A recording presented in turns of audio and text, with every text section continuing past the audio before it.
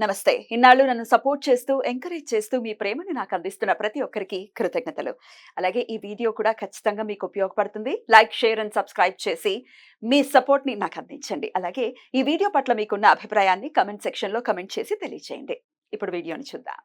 నమస్తే. Welcome to our channel. నేను పద్మిని. ప్రస్తుతంతో పాటు ప్రముఖ ఆధ్యాత్మికవేత్త, ఆస్ట్రో న్యూమరాలజిస్ట్, వేదిక్ వాస్తు స్పెషలిస్ట్ శ్రీ విద్య మరియు హనుమత్ ఉపాసకులు బ్రహ్మశ్రీ డాక్టర్ శివయోగి సిస్లా జయశంకర్ గారు మనతో పాటు ఉన్నారు. మాట్లాడదాం. నమస్కారం అండి. మా ఆయుష్మతి భవ. బాగున్నారండి? బాగున్నామ్మా. సార్, ఈ ఇయర్ మొత్తం కూడా రాశి వైజ్ చెప్తున్నారు మీరు. ఏ ఏ రాశి వాళ్ళు ఎలాంటి పరిహారాలు చేసుకుంటూ ఈ క్రోధినామ సంవత్సరాన్ని డెఫినెట్ గా చాలా జాగ్రత్తగా డీల్ చేయాల్సినటువంటి సంవత్సరం కాబట్టి మీరు ఆల్రెడీ సింహరాశి వరకు చెప్పుకున్నాము. కన్యా రాశి వాళ్ళు ఎలా ఈ సంవత్సరం మొత్తం అసలు ఏం చేసుకోవాలి సార్? తప్పకుండా చెప్పుకుందాం అమ్మా. కన్యా రాశి వాళ్ళకి ఈ సంవత్సరం చాలా అద్భుతంగా ఉంది. Good time. గుడ్ టైం, వాళ్ళకి చాలా గుడ్ టైం. కన్యా రాశి అంటే ఉత్తరా నక్షత్రం 3 పాదాలు, హస్త 4 పాదాలు, చిత్త 2 పాదాలు, అవును, మొత్తం కలిపితే కన్యా రాశి. ఇంగ్లీష్ అక్షరాల్లోకి వచ్చి చూస్తే TPSND అనే అక్షరాలతో పేరున్న వాళ్ళు, ఒకవేళ మా జాతకం తెలియదు అనుకుంటే మా రాశి ఏదంటే కన్యా రాశి కింద తీసుకోవచ్చు. ఈ రాశి వాళ్ళందరికీ కూడా చాలా అద్భుతంగా ఉంది.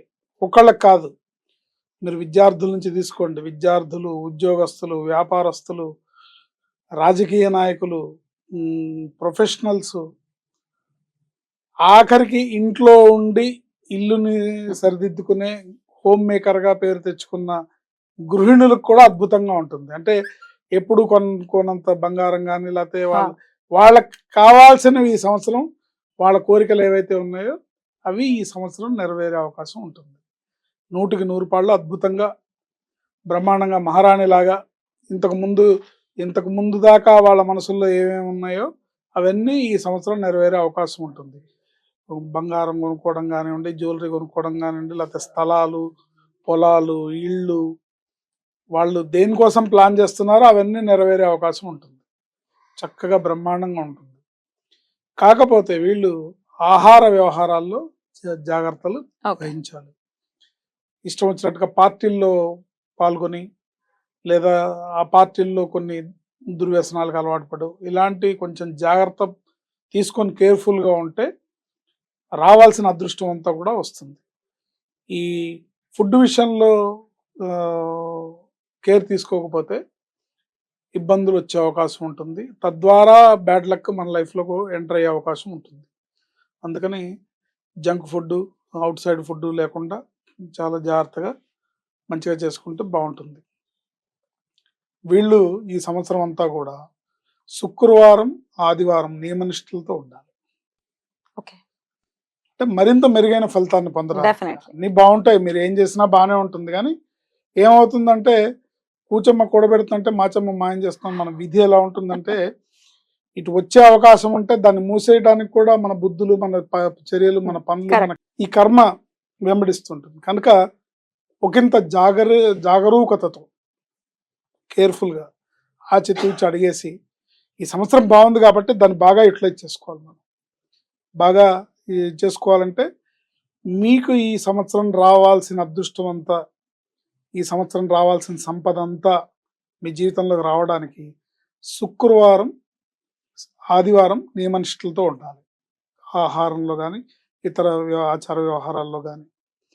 ఇప్పుడు శుక్రవారం నాడు లలితా సహస్రనామ పారాయణ, అమ్మవారి దేవాలయ సందర్శన వీళ్ళకి మంచి అదృష్టాన్ని ఇస్తుంది శుక్రవారం నాడు. ఆదివారం నాడు విష్ణుమూర్తికి సంబంధించిన ఆలయం ఏదైనా సరే, లక్ష్మీనారాయణుల గుడి కానీ, శ్రీ లక్ష్మీ నరసింహస్వామి గుడి కానీ, వెంకటేశ్వర స్వామి దేవాలయం కానీ, ఏదైనా సరే దేవాలయాన్ని సందర్శించి అవకాశం ఉంటే విష్ణు సహస్రనామం పారాయణం చేసుకోవడం ద్వారా ప్రతినిత్యం ఎప్పుడెప్పుడు చేయమంటారు సార్ విష్ణు సహస్రనామం? అంటే ఆసక్తి ఉన్న వాళ్ళు ప్రతి రోజు చేసుకోవచ్చు. కనీసం ఆ శుక్రవారం నాడు, శుక్రవారం నాడు లలితా సహస్రనామం పారాయణ, ఆదివారం నాడు విష్ణు సహస్రనామం పారాయణ చేసుకోవడం ద్వారా అన్ని రకాలుగా భాగ్యవంతులు అవుతారు. ముఖ్యంగా నాన్ వెజిటేరియన్స్ అయితే కనుక ఎగ్, చికెన్ ఈ శుక్ర ఆదివారాల్లో తినకుండా ఉంటే మంచిది. నాన్ వెజ్ అంటే ఏది తినకూడదు, ఓన్లీ చికెన్ కాదు, చికెన్ ఎగ్ స్పెషల్. కోడిని తినద్దు, కోడిని తినద్దు, కోడి గుడ్డుని తినద్దు, అదే కోడి సంతతిని తినకూడదు. రైట్. ఏంటి ఏంటి ముఖ్యంగా శుక్రవారం, ఆదివారం జనరల్ గా అసలు నాన్ వెజ్ తినకూడదు అని చెప్తారు. తినకూడదు, but at least chicken chicken egg avoid చేయాలి. దీని వెనకాల ఉన్న అంతర్యం సార్ ఒకసారి చెప్పండి. గ్రహస్థితి, రాహుకేతువులకి ఈ చికెన్లు పడవు. ఓకే, అందుకని అవాయిడ్ చేయాలి. ఈ జల పుష్పాలుగా చెప్పేటటువంటి ఫిషెస్ తినొచ్చు అని మనం చెప్పకూడదులేండి, అంటే తినొచ్చు అని చెప్పకూడదు, తినమని ఎంకరేజ్ చేయకూడదు. ఆదివారం నాడు నీ మనుషులతో ఉంటే వాళ్ళు అన్ని రకాలుగా కూడా మీ జాతకం తెలిసినా తెలియకపోయినా మీరు భాగ్యవంతులు అవుతారు. ఎందుకంటే ఆదివారం ప్రత్యక్ష దైవం సూర్యనారాయణ మూర్తి వారం కాబట్టి ఉండాలి. అంతేకాకుండా ఈ శుక్ర ఆదివారాల్లో కటింగ్స్, షేవింగ్స్, గోల్డ్ తీయటం అంటే కొంచెం చేయకూడని పనులు చేయకూడదు, చూసుకొని చేయాలి. తర్వాత ముఖ్యంగా మహిళలు బ్యూటీ పార్లర్స్కి వెళ్తుంటారు, ఈ రోజుల్లో వెళ్లకుండా ఉంటే మంచిది. ఇట్లా నియమనిష్టలు పాటిస్తూ ఈ పనులు చేస్తుంటే వీళ్ళకి అద్భుతంగా ఉంటుంది. ఏంటి ఈ సంవత్సరం వీళ్ళకి కలిసి వచ్చే వారాలు శని, ఆది, గురువారాలు వీళ్ళకి కలిసి వస్తాయి. శనివారం, ఆదివారం, గురువారం. వీళ్ళకి లక్కీ నెంబర్స్ 6వ నెంబరు, 9వ నెంబరు.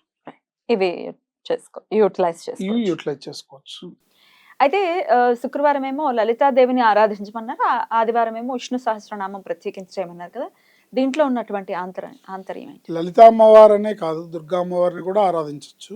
అమ్మవారిని, శక్తి స్వరూపాన్ని మనం శుక్రవారం నాడు ఆరాధించాలి.